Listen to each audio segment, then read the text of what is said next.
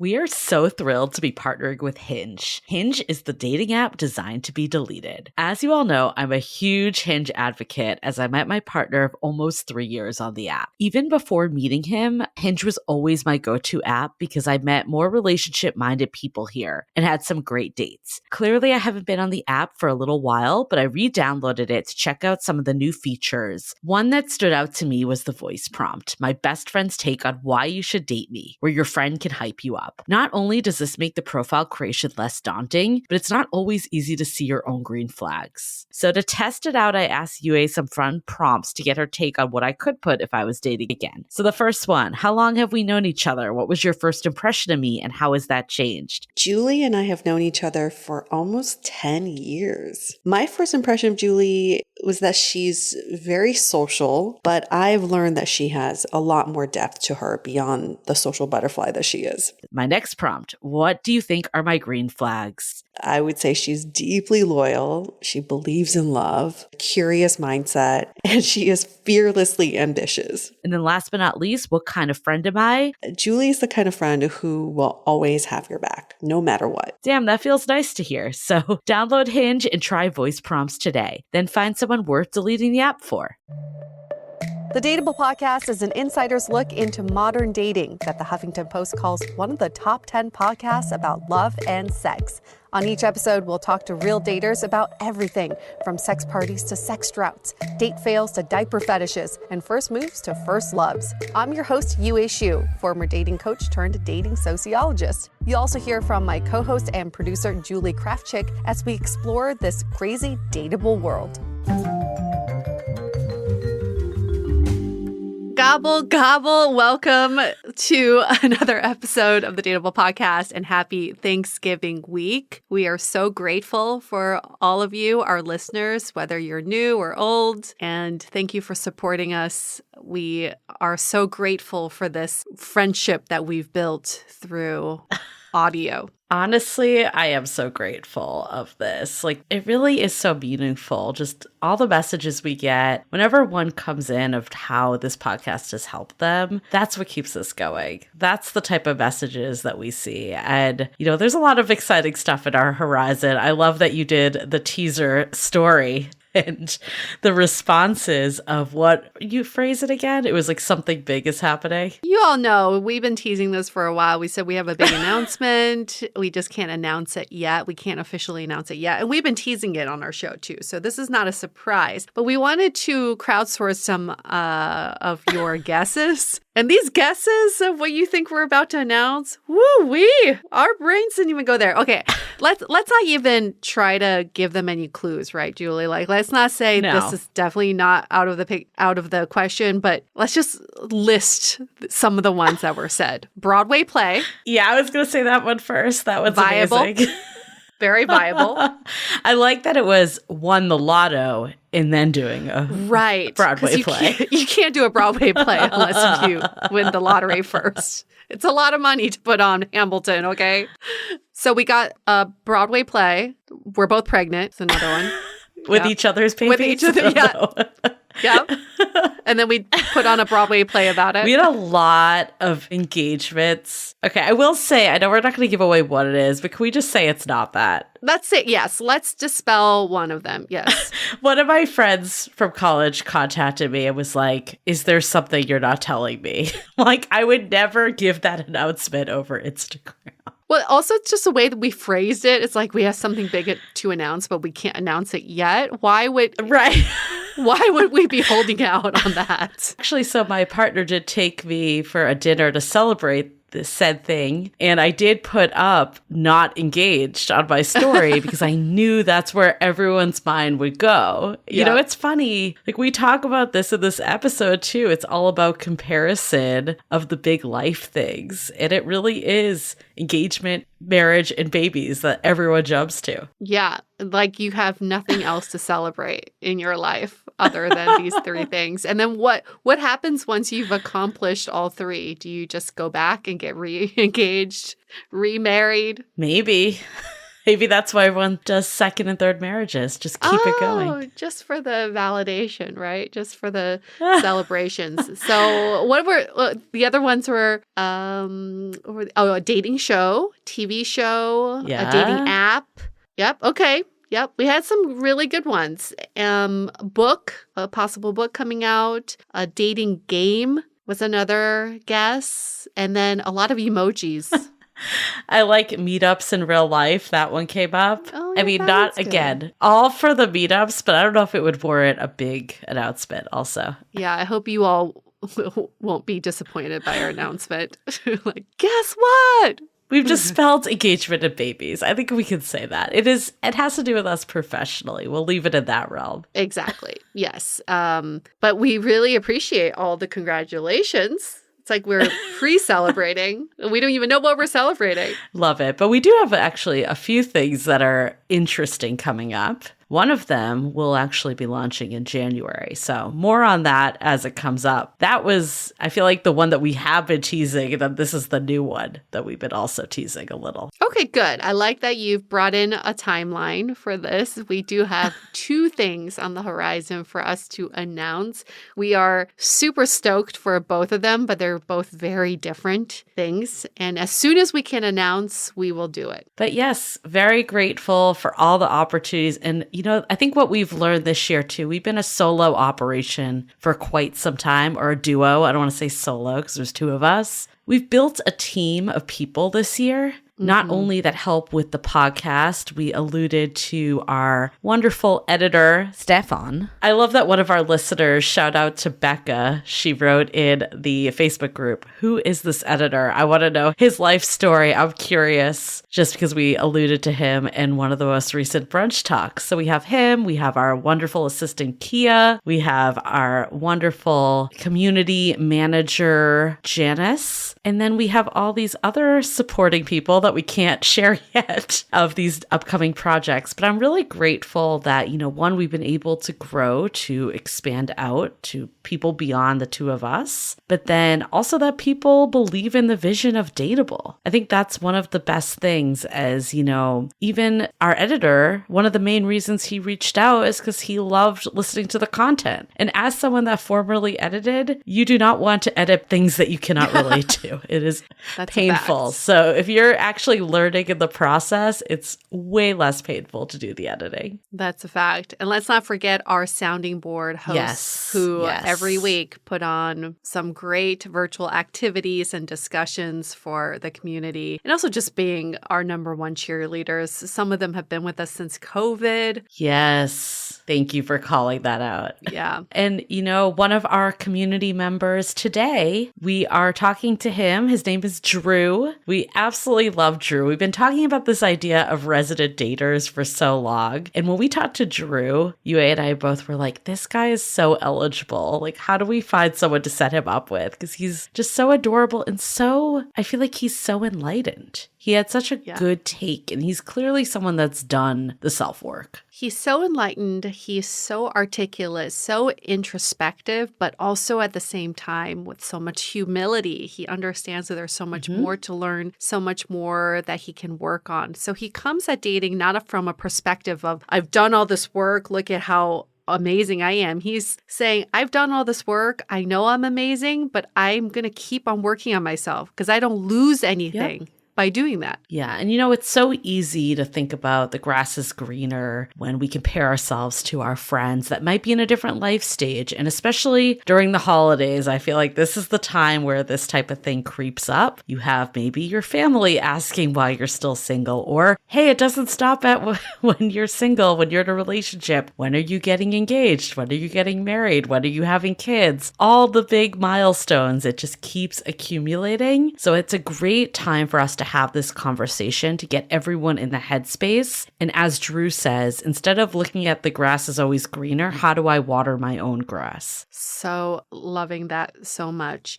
One thing about comparison, there's a framework that I recently learned, which will help us a lot of times if we're find ourselves comparing, especially like looking at social media. You're comparing yourself maybe to even people you don't know. So guilty of that. Ask the question, does this person's happiness, whatever they just accomplished, whether they just got married, had kids, or did something with their business, whatever, does their success materially take anything away from you? Yeah. Just because this person got married, does that actually affect your chances of getting married, if that's something you're looking for? When this person has kids, does it take away your chances of having kids? No. It's a great question to just pause and ask, because then we can get in the mindset of celebrating with people. It's a lot better to be in the presence of other people's success than to be envious of other people's success. Yeah, absolutely. And I think another big piece too is it can give you inspiration that it's going to happen to you. Also, you know, you look at someone else. I know that with other podcasters that we look up to, it's like, well, if they are able to do it, maybe we can too. And I'm sure podcasters look up to us. It's all a cycle. And same with romantic relationships, you know, knowing that I remember when I was single and like all my friends were in relationships, it did dispel the myth that there were no guys out there that wanted to commit. It's like, okay, in my city, all my friends have found those people and they're with fantastic guys, so that means that it exists and that I will find it too. That's such a better mentality than thinking like, why me? Why am I the only one that couldn't find it? Right? It's so easy to go with the victim mentality because then you don't have to look at yourself. You don't have to look inward. But if we can look inward, and it's not about being hard on yourself, it's just like, okay, well, I'm in the position I'm in today. What is in my control? The only thing in my control is how I let things impact me. So what am I thinking about? And then what I do about it. Those are the only things in my control. So I choose today to do the positive thing, to think the positive way. That is what I can choose. Yeah. And not to minimize it, I mean, I feel like this is something really difficult that I've struggled with, and I still struggle with it. Even being in a relationship, I think like, you know, friends have been so important to me. It's been such a core of my outlet of support throughout the years. And I do remember when all my friends were getting married, there was this wave of marriages when I was 30, ironically, or maybe not ironically, around the same age that Drew is, because I do feel like this tends to happen when you hit 30. There is a little bit of a divide of people's life stages. And I do remember talking in therapy that it was less about me even finding someone at that point, but more about not being left behind. And I really had to come to terms with that. Maybe I was looking for a relationship, but I wasn't looking for the right reasons. It was because I just wanted to fit in with everyone. So I think this stuff can run really deep. And, you know, even now, I had kind of like a little breakdown the other night of just that, you know, a lot of people are moving in different directions. One of my best friends I used to do a lot with is in Mexico indefinitely. I was kind of like having this, you know, come to Jesus moment of things are really different now. And I'm really happy in the sense of like my relationship and the way it's progressing. But there is a side of me that's kind of like longing for the way things were a bit too, and feeling a little like empty with that, you know, and my partner was really great about just reminding me that, you know, just if people aren't there, you could find a new way to connect with them. And it doesn't mean that, you know, things might not be the same. And I've even noticed this with like friends that have children. Like the other night I went out to dinner with a group of my friends. It was finally just the girls. I feel like it's normally families, significant others, like the extended group. And the vibe was just so different. And I'm even thinking about like my birthday when you were there. It was a girls' dinner. And I'm like, I miss that. And it just, maybe it doesn't happen as often. And maybe it takes a little more effort to make it happen. But it doesn't mean that we can't evolve with life changes too. I hear you on that. I think being open and embracing change is a major learning as we get older. We're just growing more and more apart physically as people get into relationships and start their own families. And it's hard not to hold on to the way things were. But you also have to think you hold on to those moments. They're so special to you because they're not forever. If they are forever and you can have them anytime, they wouldn't be as special to you, right? So then we just have to be grateful. Again, back to this theme of Thanksgiving and being grateful. Yeah. We have to be grateful for the memories we've created and also understand nothing is permanent. Yeah, no, it's so important. When the comparison game creeps in, obviously there's a lot of really great advice getting through it in this episode. But I think a big part too is, where is this coming from? A lot of times I realized for me, it wasn't actually coming from that I was, jealous or anything. It was just that I felt like I was like being left behind. And like, how do you then get to the root of that opposed to just feeling, bad that you're not at the same stage as someone? That's the larger self-work to happen. Stuff you talk about in therapy. I really think this is one of the major benefits of therapy. Yes. Is digging into the why of why you're feeling this way. And most of the time when you scratch just beyond the surface, you start seeing, okay, what I thought I wanted was not actually what I've been wanting this whole time. You have to address the root of the issue. Yeah, absolutely. But we are so excited to do this episode. We hope everyone is having a great Thanksgiving. I'm looking forward to staying local this year and being at a friend's house for Thanksgiving. And I think there was about 12 people going. And I know my partner and then her and her husband. So I don't know who all the other people are, but it should be fun. It's always funny and fun when there's the random group. But looking forward to not traveling this year and just staying put, because I'm going to be doing a lot of family travel over the December holidays. That's great, because you've been wanting to meet new people. It's a great chance to meet even more new people. And you are doing quite a lot of traveling. You're doing the opposite of me for Thanksgiving. Yes, we're speaking to you all from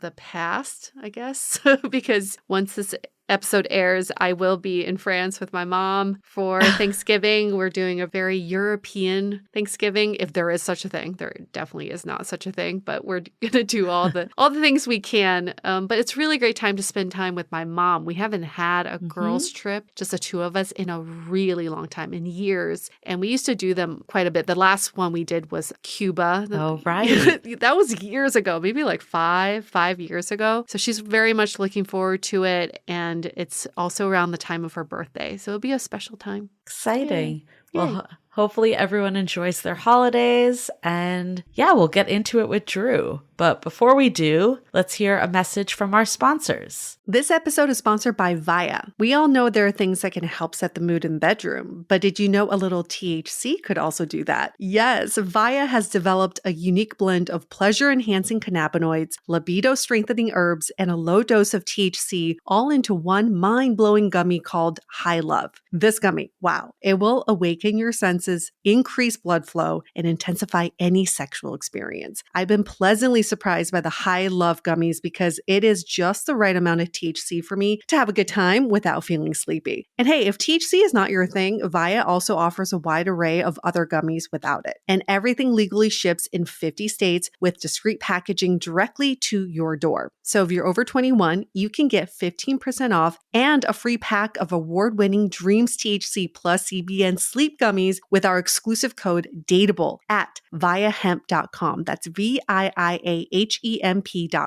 Let the gummies work their magic. Head to viahemp.com and use the code DATEABLE to receive 15% off and one free sample of their Sleepy Dream gummies. That's viahemp.com and use the code DATEABLE at checkout. Take your passion and pleasure to a whole new level with High Love from Via Hemp. Okay, let's hear it from Drew.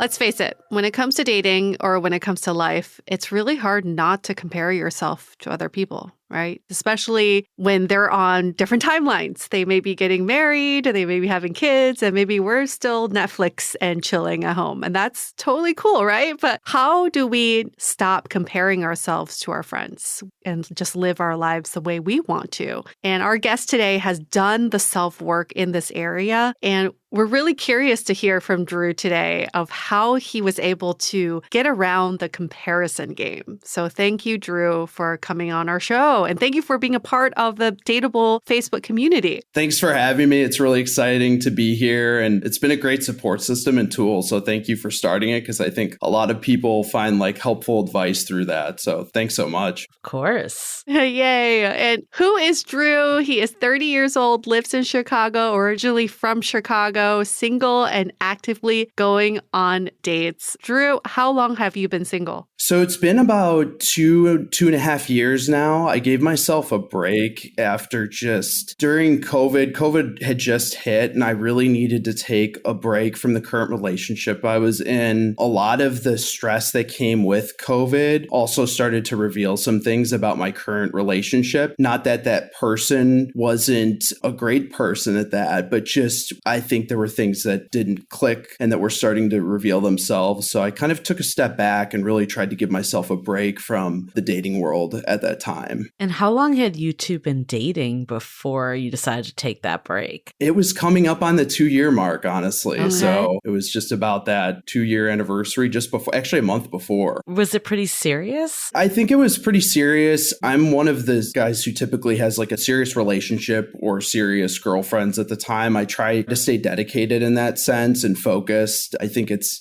easy to get distracted. It's definitely easy with social media and everything being thrown at us to have that. So it was just at about the 2-year mark and then we decided to break it off. So What are you looking for in terms of relationships? one of the things I try and do now, and I've heard I've been going through some self-help books or things in particular, but journaling is something that's really key. So I've started to journal those qualities that I'm really looking for in a person. And a lot of the common themes come up, somebody who's kind-hearted, who's giving, but communication is honestly so key. And it's very cliche to say, but being able to understand how you both communicate with each other and well, I think that was the biggest breakdown in my past and most recent relationships was just the methods of communication were different and implying certain things based on either gaps in knowledge through texting. Because I think texting can be perceived differently from person to person. And as we know with different people, when you have a book club or something, you're reading different books and you're all perceiving something very different from the same type of text. So I feel like that's the case with text messaging today too. So are you looking for something committed, long-term, eventually leading to marriage? Like, what is it that you want? I do want a committed long-term relationship that leads to marriage because I've seen a lot of my friends and kind of going on the theme here of friends getting married and finding their person. They always just say through advice, I'll ask them, so how did you meet this person or why them? And they just keep on telling me, you'll know right away when it's the right feeling and the right communication style consistency. So I'm really looking for that person. I believe that there are, and as my sister's kind of always tried to encourage with me, she's like, there are multiple people that could fit what you're looking for. And I think we tend to get focused on the one person. It's like, well, there's that one person. And if I miss my opportunity, then it's over. Where there are multiple out there that could do that. So, well, since you touched upon this, we might as well just go right into it. Your friends. I remember when I was 30, that is the time in your life where you either have friends who are really taking off on that relationship spectrum. They're like getting married, having kids, buying houses, or people who are really far away from that. And you're like, which timeline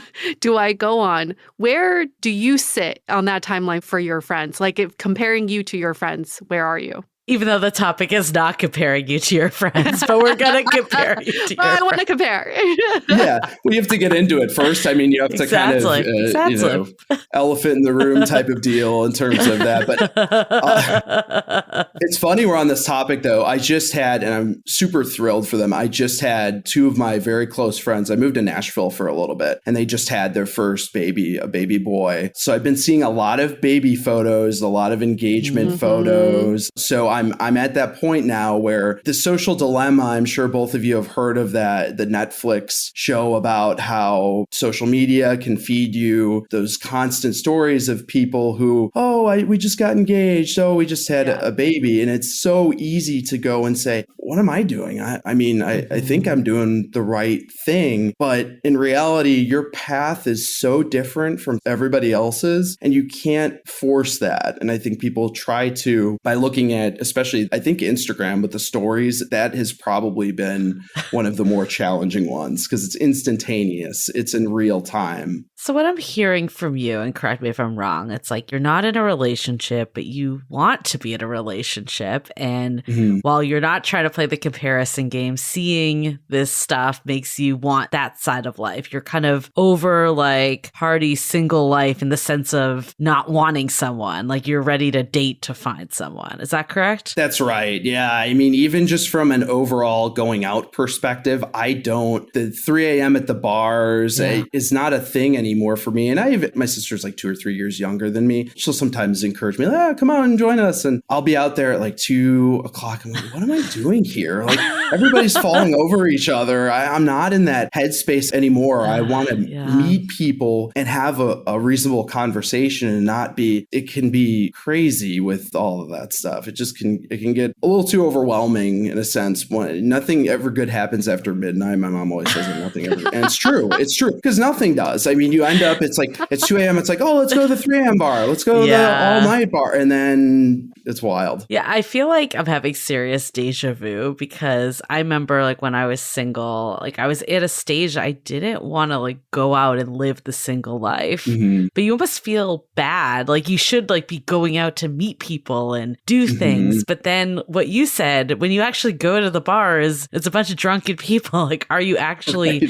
meeting anyone? So it feels like you're kind of like in the middle and stuck between two sides, like doing the coupley activities, but without a partner. Do you feel that at all? Yeah. I mean, I've been the third, fifth wheel. I've done that. You know, you try and embrace the moment as best you can because you're not going to get the time back. I was out this past weekend just celebrating with some friends, and I was talking to somebody who was probably in their early to mid 20s, and he was interested in this girl he was trying to pursue and really forcing the envelope, and it didn't work out the way he wanted it to at the night. And I just looked at him. I said, just embrace the night and enjoy the time that you have. I said, you've got time that will figure itself out. And once again, something so cliche is it'll all figure itself out. And in the moment, you're thinking, no, it's not, because I'm hitting these walls. I'm doing all the things that I'm supposed to. I feel like I'm there in a sense, but the timing isn't there, whether it be just, and a lot of it is timing. It can come down to something as small as that, where you're in a certain spot, but maybe the person that you're supposed to be with is not there yet, or it needs to be the right time when you're just kind of focusing on your own goals. And then all of a sudden it all aligns, the stars align. I want to get to how you came to this mindset because it does take a while to get here. But we didn't really address the elephant in the room, even though we're talking about it. Where do you sit amongst your friends? Are most of your friends in relationships? Are most of them single? What's the sitch? Yeah, I have a couple, like maybe 2 or 3 that are single, and the rest are either married or in a very serious relationship on the way to getting married. So ring shopping, all of those really specific things, like a lot. I mean, it's there. It's pretty much just time, maybe a couple of months and that, but most of them are either married, having their first child, or I have a couple of friends that are single, and it's hard because I try and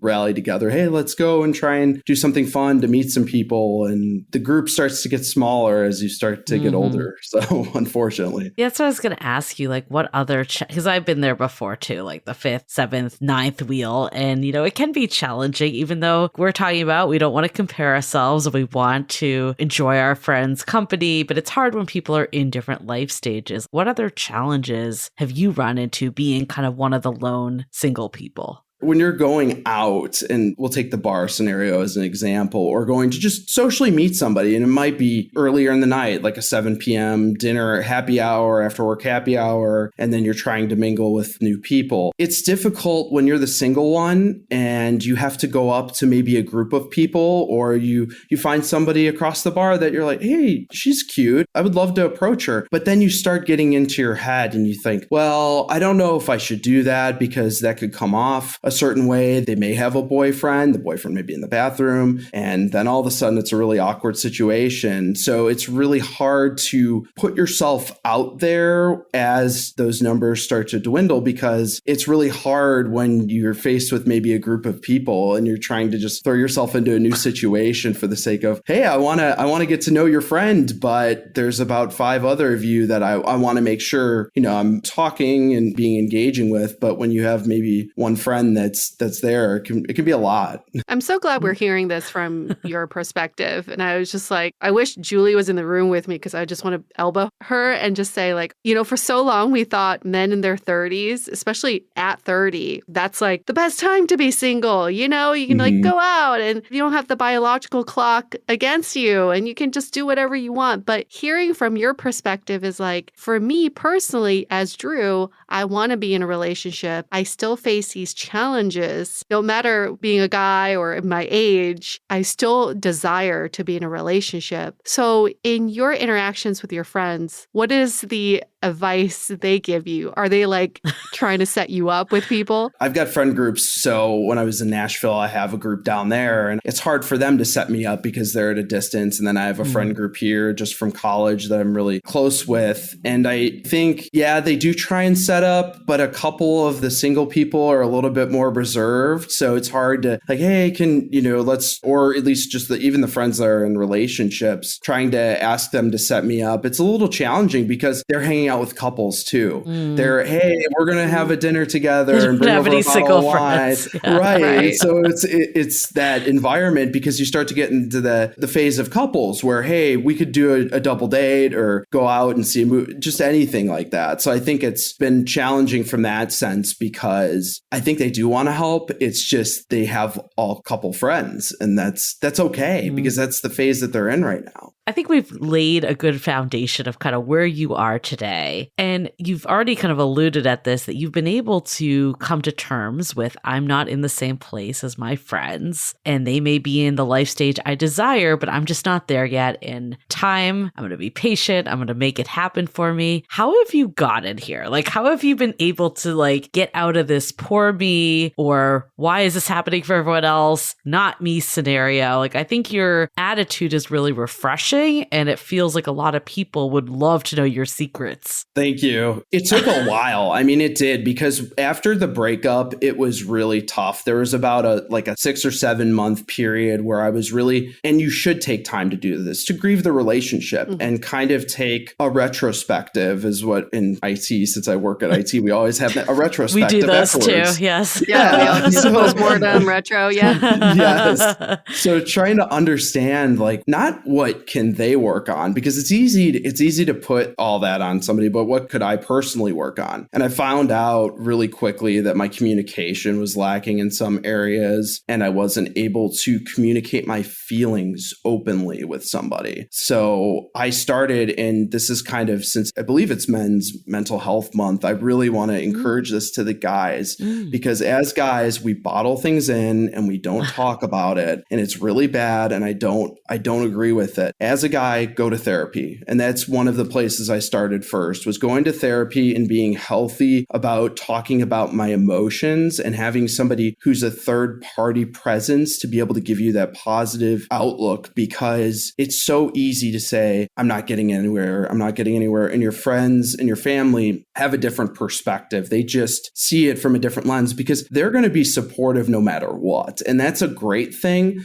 But it's also not as great in the sense that they can't tell you areas of improvement always, and how somebody from stepping back and looking outside the situation, how that would help. So the therapy was huge for me. I think that's a really big thing. I've started to notice it be more of a trend among guys, is to go to therapy. And it isn't being overly vulnerable. I think guys are afraid, well, if I get my feelings out there, then that's just going to cause all these issues. I'm like, no, it's going to do the opposite, because it's going to free you from all of this stuff. You've been in a wrong headspace or have just been going things the wrong way. So I think the therapy has been big. I focused a lot on like positive podcasts. You had Case Kenny on. He lives in Chicago. I follow him constantly. He's got a very different way about looking at things from a millennial perspective and a refreshing perspective of, hey, look at it this way. Instead of thinking about it as all negative, think about it as leading towards that right path that you want to be on. So I've really started to get into the self-development and self-health. Eating right, exercising has also been kind of a really big part, just because it helps me get into a routine. Sleep has been a big part of it too, because I feel like if you're taking care of yourself and you're watering your side of the grass, so to speak, we always say the grass is always greener. Well, the grass could could be greener on your side too. And if you water that side, then somebody else who's been watering their side is going to say, hey,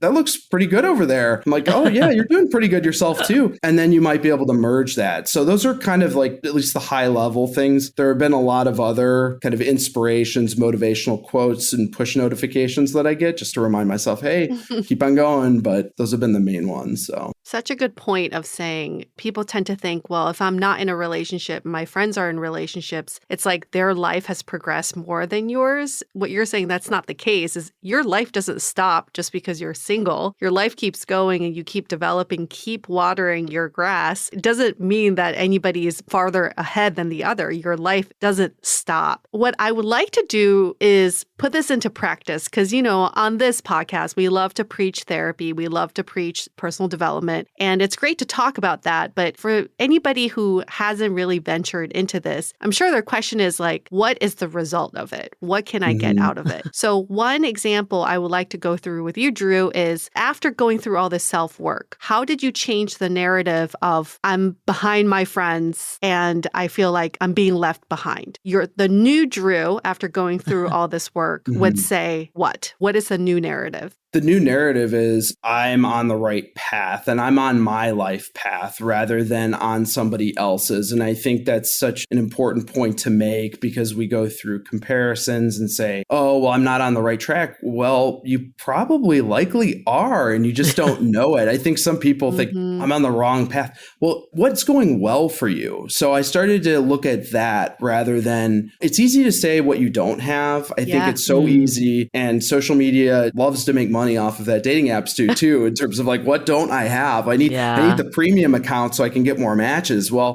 it's really about having faith, having that overall hope to know that you're on the right path. And that's just a positive mindset and having an open mindset too about meeting new people as well and not being so closed off, I think is what I had seen for myself earlier on. So, I mean, I think that's such a good way to put it. I love I'm on my own path. I remember in our Finding Your Person program, we had someone that was debating, should I end it with someone? I know this isn't the right person, but I want a person. I want my person. It almost feels like you're backtracking to end it and something that's already happening. But at the same time, like that is exactly what's putting you on the right path. Like it's not a step backwards. It's a step onto the path that you need to go. If you ultimately know in your heart, like you did, this is not the right fit, it's so much easier to just be like, okay, let's just get married and do the thing and then we'll be done with it. We don't have to go through the dating game. But like ultimately that isn't really what you want. Like you want the right relationship, not just a relationship. Yeah. And I think it's really easy to just get caught in that because you want the status. And Facebook, once again, was kind of the pioneer of this.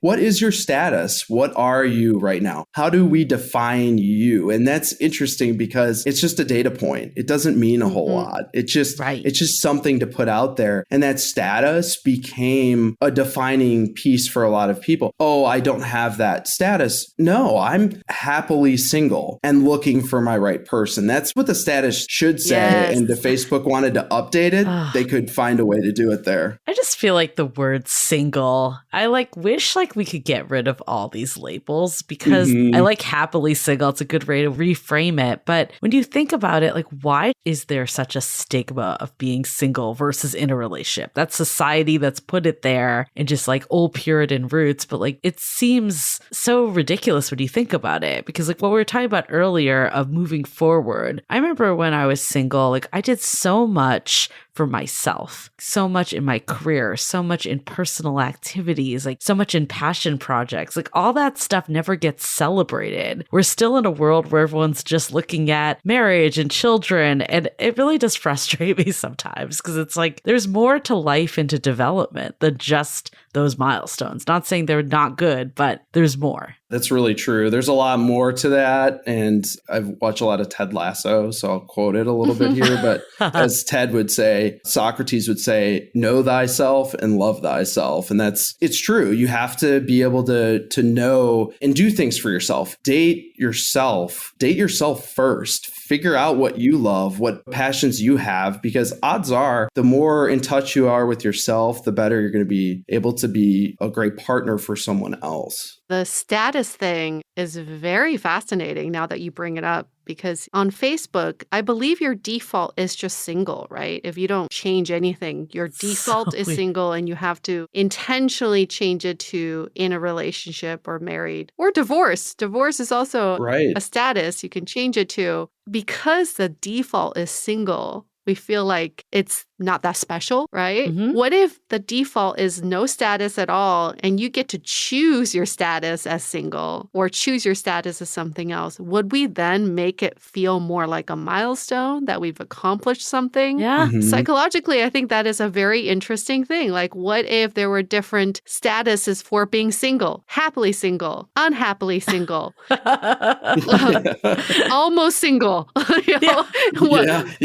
Something to just give people a way to celebrate. And I heard recently today, it's like so many of us live our lives for other people. We live for their reactions to what we do. We live for validation. We live for other people celebrating us. When we don't look inward and celebrate ourselves, I think part of this conversation, Drew, what you're bringing out for me is personally, what can I celebrate for myself that doesn't need any of the external validation? I don't care if my friends or family knows. It's just I can celebrate this for myself and feel just as good about it. What are some of those things that you've been working on that you're like, I'm just celebrating Drew. Nobody else needs to worry about this. No, that's a really good point. And I love the theme because I guess in my career, my sister had given me this idea too. They have a wins folder. You should always have a wins folder. And this could be like a wins board too of things that you celebrate for yourself. Like, hey, I did this. Like, I really did a great job driving that meeting. So for me, I focused on career growth and what I want a dream job and those type of extension things. So taking a course or a class that I really wanted to. I got involved in a sport that I really wanted to. So those were big wins, trying to just overall be more open and transparent with my friends and family when communicating. So another win there. And also in terms of being able to journal and those other things, I've seen wins accumulate in the positive momentum go forward just by at least acknowledging them and maybe even taking a minute to pause and think about those after you accomplish them. It's so easy to celebrate after the fact and be maybe 3 weeks, 4 weeks down the road. You're like, oh, I did a pretty good job with that. Or instead, pause for a second and give yourself a little celebration dance or do something.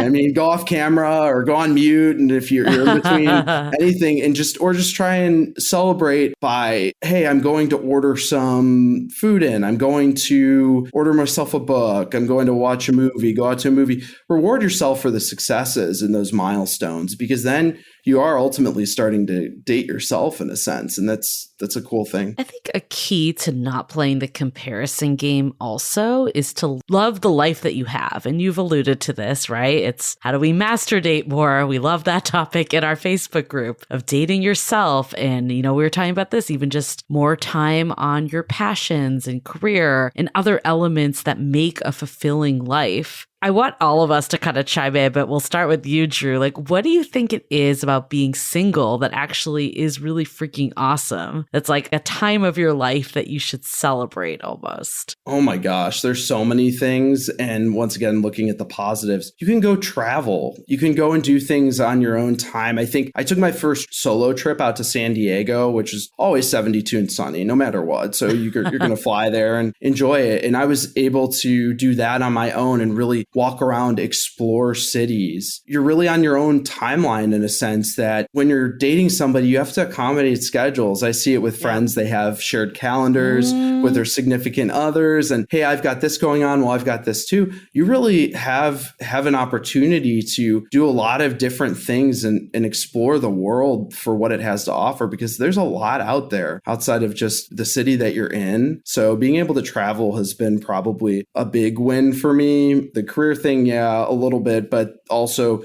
any passion projects I have, things I've really wanted to do. But when I was in a relationship, I was putting all my energy into that instead of having healthy boundaries. And I think that's important too, even if you're in a relationship, to say, hey, I need time for myself for a little bit.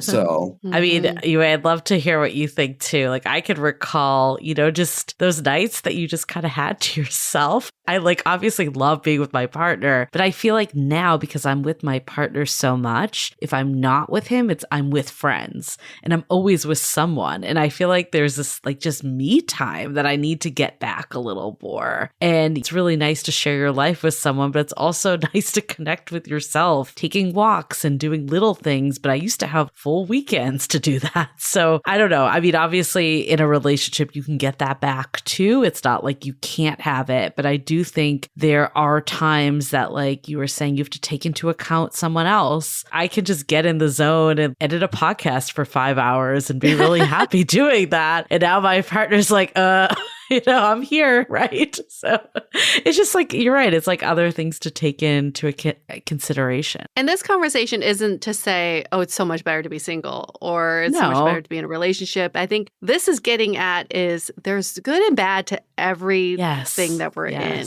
There is a give and take, and whatever status that we're currently sitting in, we can choose to look at only the bad and what we don't have, or we can focus on the good and what we do have. And I can honestly say, being in a relationship, you can now appreciate those single days. Like for me, it's about being a lazy bum. I miss the days of being a lazy bum where I dress homeless, walk around like I don't care who's around. Me too. And I can eat on my own time, watch whatever I want, take my dog out for a walk whenever I want. It's like I'm on my own time and nobody's judging. I don't have to accommodate anybody. I do miss those days. But again, it's a give and take in every situation.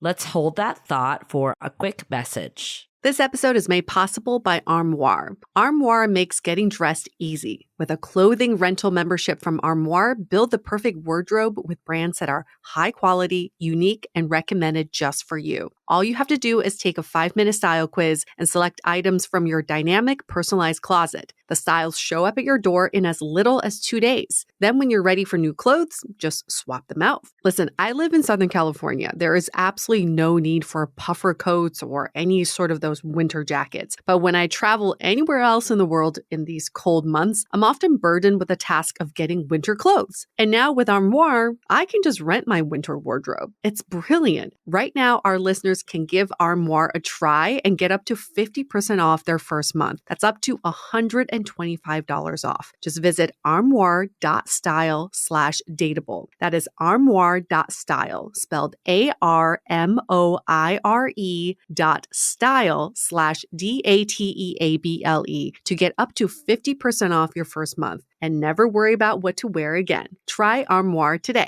Living with ADHD can be a challenge, and dating with ADHD is definitely a challenge, we've heard many of you say. But finding the right care and proper tools needed to succeed can be life-changing. Done is an online ADHD care platform that can get you all the resources you need to help manage your ADHD. Online visits, refills, and a 24/7 care team made for you. In just 1 minute, Done's online assessment can help kickstart your ADHD treatment journey. With experienced clinicians, worry-fill refills, and online visits, you can start getting personalized care as soon as today or tomorrow. So contact an expert team that can help you around the clock and get a personalized treatment plan just for you. Here's how you do it. Take a free 1-minute assessment and book an appointment with a licensed ADHD clinician as soon as the next day. Get continuous care, one-click refills, insurance coverage, and 24/7 care team support with Done for just $79 a month, and pharmacy copays as low as $0. Visit get.donefirst.com/podcast to learn more. That's get.donefirst.com/podcast to learn more. Done. Turn ADHD into your strength. As you know, I recently left my corporate job and I've been in total recovery mode, all about self-care. One of my new routines is the nighttime shower before bed. There's just something about washing away the day and that reflection that's been super helpful for me. I've been using one of our partners, Osea's Mega Moisture Duo. This combo body oil and body lotion are so freaking incredible. It literally feels like I'm at a spa. I realized that the secret is seaweed and other skin level ingredients that are normally reserved for face products. And that's why I was so excited when Osea became one of our partners. And, we're so grateful for partners like this because one, they keep the show going, but they're also super good for all of our listeners and for our own well-being. So if you want to have that nighttime bliss like I am doing, you can get 10% off your first order site-wide with code DATEABLE at OseaMalibu.com. You'll get free samples with every order and free shipping on orders over $60. So head to OSEAMalibu.com and use the code DATEABLE for 10% off. Let us know which products you end up going with. Share them in social. Super excited to see what you end up choosing.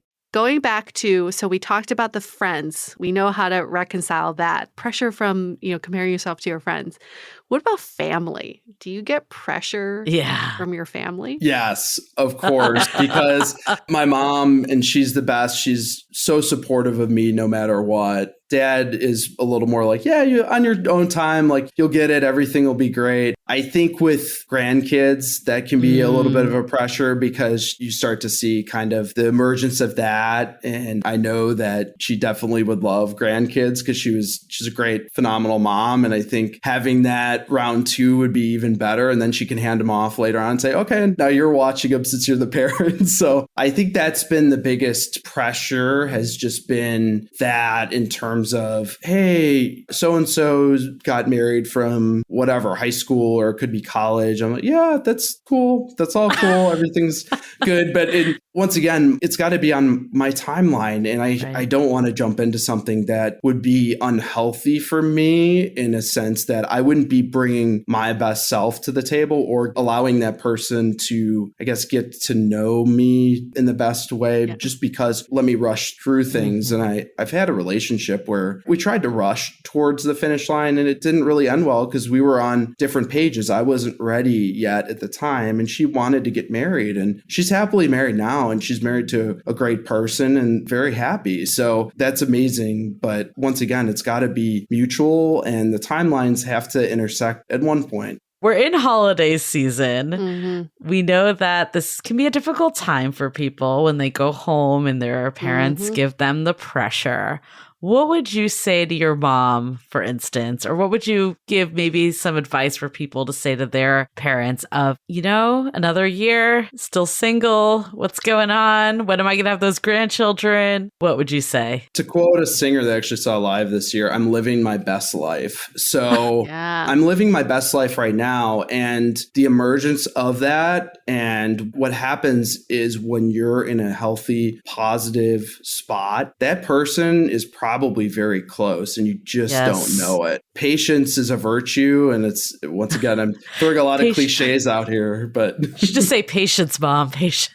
Yeah, it's just, they're coming. They are. And I've watched How I Met Your Mother, and that's got its own type of like setup to, Ted finally breaks through and finds that person. And she was there the entire time. He was just so focused on getting there. And a lot of the beautiful part of the whole process is the journey. It's not the destination. So if you have the journey, you're able to explain and say like, hey, this was pretty awesome how it happened, rather than, well, we rushed to the finish line and now we're having some really tough challenges and we have to pump the brakes a little bit, which is a whole nother conversation. You know what triggers me about the holidays? It's not so much I've gotten over my parents pressuring me to get married or have a grandchild. I'm 41, approaching 42. They're slowly giving up, and it's a beautiful thing.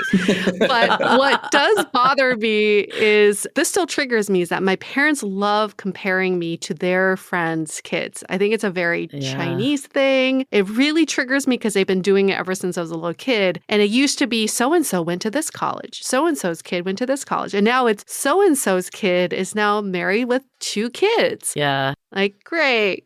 I don't think it's a Chinese thing. I think it's an every parent thing. Okay. All right. I need some major advice on, it's twofold. One is, how do I just shut them out? And when they talk about this, maybe just not let it bother me so much. But 2 is like, what are some good ways to speak to them so that they don't keep doing this? What are your thoughts, both of you?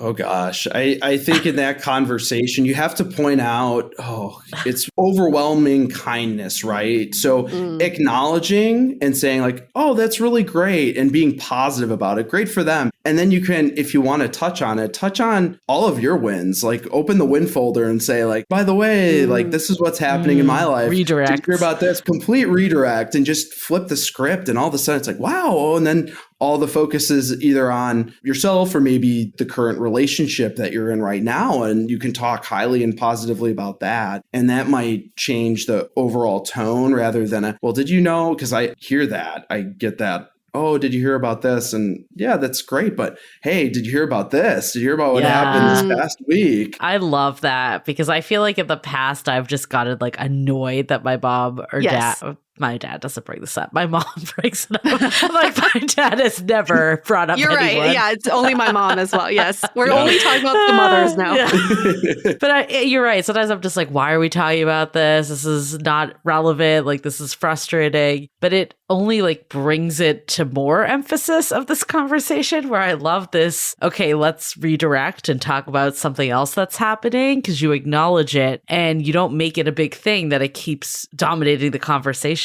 It's kind of like a passing convo now. Yeah, and you're able to talk about something entirely different. And then before you know it, hopefully the conversation has changed its tone entirely and changed the focus and take that pressured spotlight that I think is just, once again, timeline thing. Oh, well, where are you at on the timeline? My timeline it's custom made. It's for me. Yeah. I really struggle with this a lot. I think this is just driven by society. Like, for whatever reason, we're measured in these accomplishments of relationships, and that's it. No one really talks about work, or like, I mean, maybe there's like a passing comment about work, but no one really cares. It's kind of like one of those things of, let's just say this like obligatory comment. And I almost feel like it's coming from a place of, I want the best for my children, and it's not coming from a bad place. And it's not just parents. I've noticed this with friends too, that everyone gets super excited when like a child is born. Yet if there's another accomplishment that has nothing to do with that track, it's kind of like pushed under the table, or it's not as big a deal. How do you make the what is happening to me outside of this exciting and relevant too? Because I'm asking because I legit struggle with this, that I sometimes feel like, oh, people don't want to hear about it.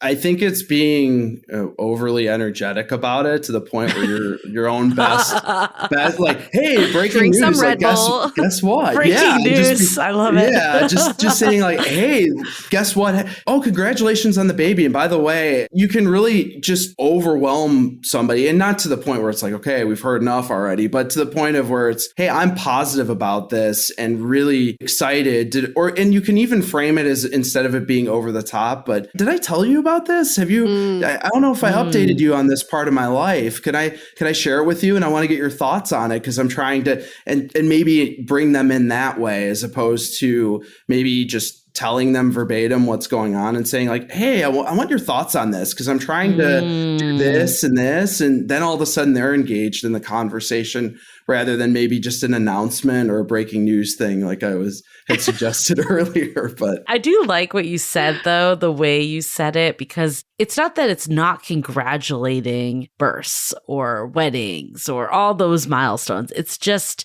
making room for multiple milestones. Like, it's not limiting it to just that. So we touched on this earlier, social media. Yes. And this can be really draining when, let's say, you really want a relationship, or you really want to have kids, you really want to get married. All you see is engagements, children being born, people happily in love. It can be triggering to the best of us sometimes. How do you get into a space where you can, be happy for your friends, your family members, but also not let it get you down? Yeah, that's a really good question. And it's so challenging because you feel like it's on every billboard when you're passing through social media. I mean, you've got maybe the things that you like or things that you follow on Facebook or Instagram or Twitter, probably less so Twitter, but on Facebook and Instagram especially. Once again, I get really positive and I'm just overly enthusiastic about their win and saying, oh my gosh, that's really awesome. And then also try and bring it back to me and think, I can't wait to share this news with somebody when that happens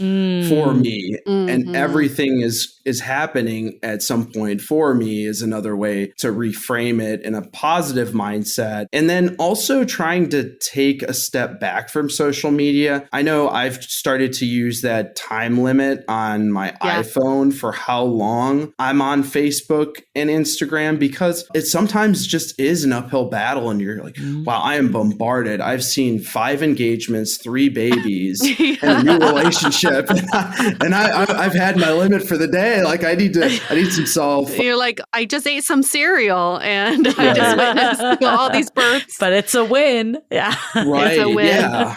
So it's also limiting it too, because you can get so sucked into the social media and really in a bad space quickly, especially if you're on Instagram and maybe it's a night that you're in and you're by yourself and you're just relaxing, Netflixing, and you're like, oh, let me go through the Instagram stories. Oh, they're on this trip. Oh, they're doing this and that. And then by like the 5th or 6th story, you're like, I'm just watching Netflix. I mean, I've seen this show like 5 times over.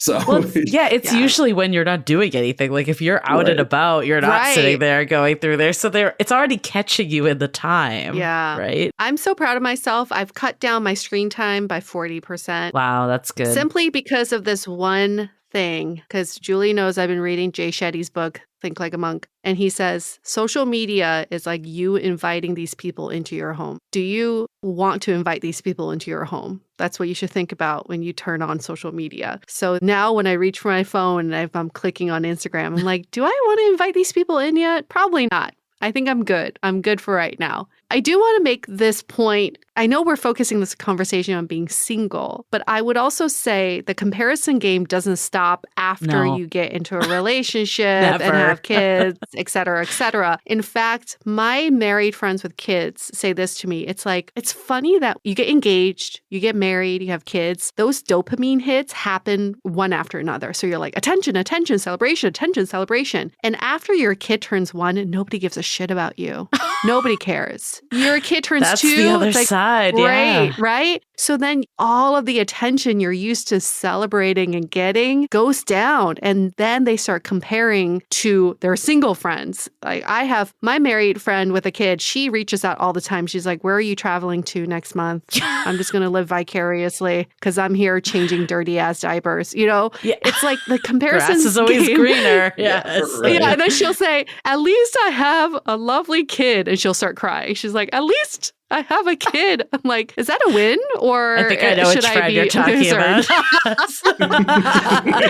Like, she's like, at least I have a kid. So let's acknowledge that it's good to hone in on this skill while you're single because you know you will keep needing it later in life. Oh my God, you're so right. It never freaking ends. And then like you hear, it's not even just like you hear people like comparing like what school did your kid get into? Like there's like always a continuous, even if it's not your life, now it's someone else's life you're comparing. It's a bad cycle. How awful to think that way, because we can keep comparing ourselves to other people if we want to. There's so many people who are going to be better, more wealthy, smarter, hotter. I mean, there's just always going to be of everything beyond us. Like, where does this even stop? So we have to rein it in a little bit. I'm sure for you, Drew, these thoughts still creep back. It's not like you're immune to these thoughts now. When the comparison game kind of nudges you, what do? I try and focus in once again on the wins, but I'll look back on kind of what I was looking at throughout the year in terms of little milestones that I've tried to accomplish, because I think, and journaling can go back to this, it's a great space for it to be able to say like, hey, like what are all the great things that have happened to me in the past week? It doesn't even have to be in the last month or year, but what happened in the past week that's really great? And you start to write those things down. You say, hey, you know, it was a pretty good week. There were some things I had this one meeting that was really challenging, or I saw too many posts and I was just, I'm done with social media. I want to delete all the accounts and all the dating apps on the planet and just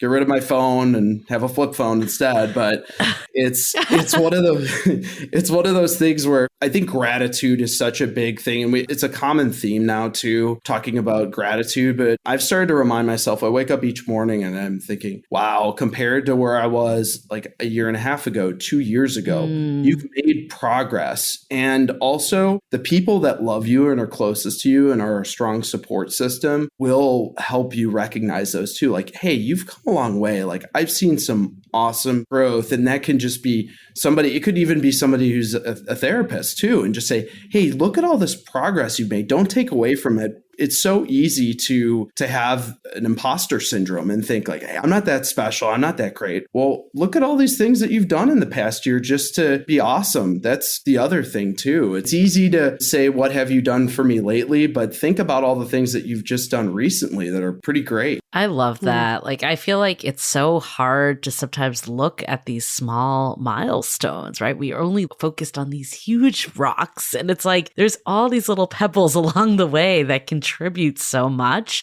I've definitely done this exercise before with a therapist of like looking back at your year in review. I usually try to do this around New Year's, but looking at like all the things that happen every month, because you forget at the end. Like, you only think of like the very big things, but there's so much progress that's made.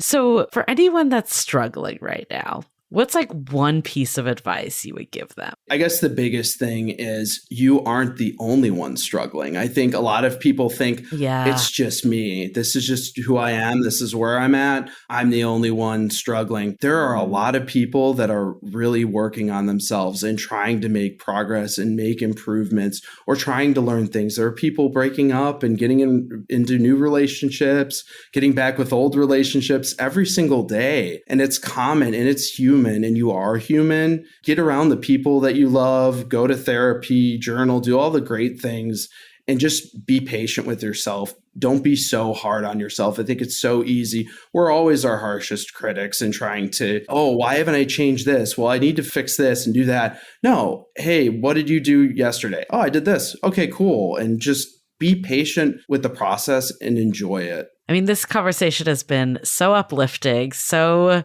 reflective, just such a positive light of how to view yourself in comparison to others. But I think my biggest takeaway is we're all on our own path. I am very fortunate that like my mom never really has pressured me to get married, to have kids, any of it. And I do think that's so important that like we all take the turns at the timelines we need. Trust in our own timing is a big part of it. Like, we don't need to go by these arbitrary timelines and milestones. And that brings me to my second big takeaway is let's redefine our milestones, like make our own milestones. I think everyone needs to take a look at their own path, their own life. And yes, of course, we can keep the big ones that society tells us, but let's add all the other ones out there. It's not just marriage, babies, engagements, relationships. It's not just that. There's more milestones we all have, and we're all progressing every day. So I think that's a huge one. That's a takeaway. And then the last thing is I love to celebrate our wins. And what that means is not just our wins, but also the wins of others. It's easy to say, I even have been here before, that I went down a path that I'm like, I'm not celebrating people internally. And then I just feel worse about myself. And it's so much better to just embrace it and be like, this is freaking awesome. And trust that your time will come. And that goes back to trusting in your timing. You're celebrating these people now. They'll celebrate you later. It's all going to come around, or find new things for them to celebrate. Like, that is such a good takeaway from this conversation. I'm still a little bitter that I've spent thousands of dollars celebrating my friends' weddings, engagements. Have your own registry. Yes. Gender reveal parties, baby, blah, blah, blah, the blah, blah, blah, and the blah, blah, blah. And I stopped celebrating my birthday because I'm just like,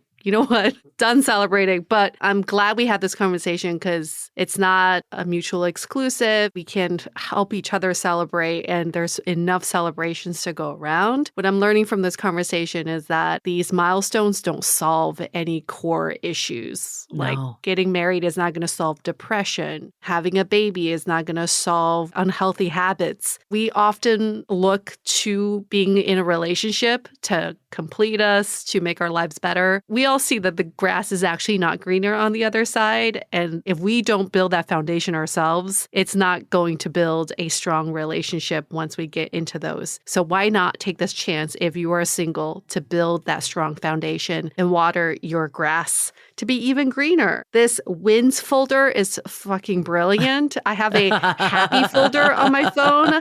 It's mostly pictures of my dog, and I just go, ooh, ooh, ooh, I like that. But I like this wins folder better because it's more about you in particular and the things that you can truly celebrate. In a relationship, it's not an accomplishment, but something you did that you actually work towards, that is an accomplishment, and that is worth celebrating and putting into the wins folder. So I very much appreciate that. And last but not least, my other takeaway is let's choose our status today. Yeah. Facebook doesn't need to recognize it. Let's choose our own status. Are you happily single? Are you happily in a relationship? Are you happily divorced? Are you happily getting out of a relationship? Choose your status. Choose to celebrate it. No need for other people or stupid social networks to recognize it. Anything else, Drew? Any other parting thoughts from this conversation? You've provided us so much wisdom, but anything else?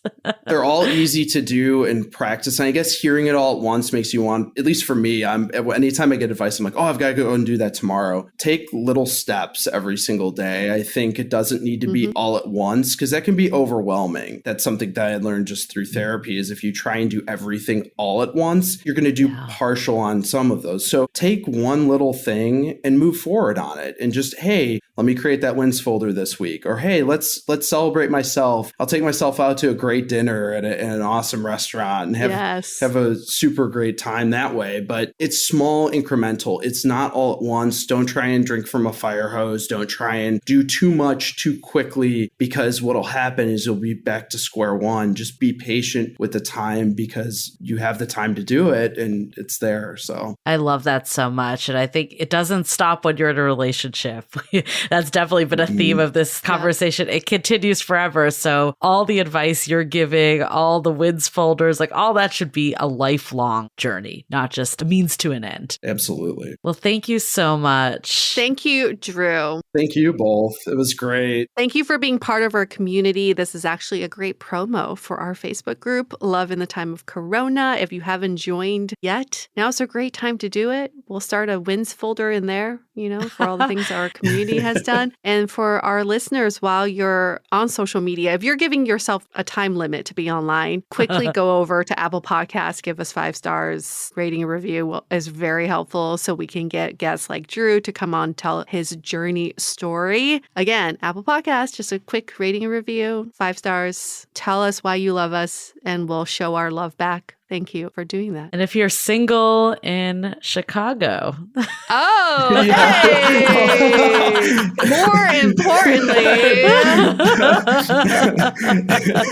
you can reach out to us to get to Drew. But Drew, I feel like you're such an emotionally available, like everyone wants an emotionally available man. You are that person. You've done the work. So want to put you out there for anyone. Thank you so much. Yes. I really appreciate it. Very eligible bachelor. Good call, Julie. Okay, single in Chicago. That's our should be a our movie. new Gmail. Single in Chicago, starring Drew. Fabulous. All right. Sadly, we'll have to end this episode, but we'll be back soon. Wrapping up this episode, stay dateable. The Dateable Podcast is part of the Frolic Podcast Network. Find more podcasts you'll love at frolic.media/podcasts. Want to continue the conversation? First, follow us on Instagram, Facebook, and Twitter with the handle @DateablePodcast. Tag us in any post with the hashtag StayDateable, and trust us, we look at all of those posts. Then head over to our website, dateablepodcast.com. There you'll find all the episodes as well as articles, videos, and our coaching service with vetted industry experts. You can also find our premium Why series where we dissect, analyze, and offer solutions to some of the most common dating conundrums. We're also downloadable for free on Spotify, Apple Podcasts, Google Play, Overcast, Stitcher Radio, and other podcast platforms. Your feedback is valuable to us, so don't forget to leave us a review. And most importantly, remember to stay dateable.